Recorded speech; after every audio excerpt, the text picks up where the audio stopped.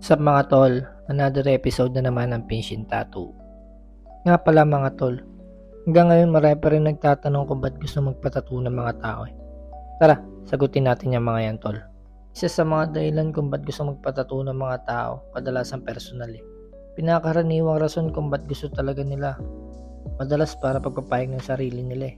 Gusto lang nila ipakita ang kanilang identity, paniniwala o personalidad sa pamamagitan ng tattoo. Tulad ng mga alaala, madalas ang tattoo tol, tribute nila yun eh, para sa isang mahal nila sa buhay. Alaala na isang karanasan o isang importanteng yugto sa buhay nila. Isa pa tol yung art appreciation. Sa mga tao na nakaka-appreciate ng art sa tattoo. Para sa iba kasi ang katawan ay parang canvas eh. Gusto nila ng art sa kanilang balat dahil maganda lang talaga. Sa paningin nila, pwedeng forma o konting angas sa kanila. Minsan naman tol, kalayaan.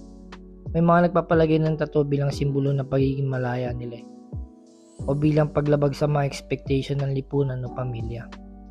May mga tao rin nagpapatato pagkatapos ng mahirap na karanasan. Marami yan mga tol, sobra. Yung pagkasawi nila, sa tattoo nila dinadaan. Mga ilang tattoo, simbolo ng lakas o survival nila. Iba-iba mga tol, minsan isang maliit na bagay lang, minsan naman sobrang lalim na kahulugan. Ikaw ba tol? Iniisip mo rin ba magpatato o curious ka lang?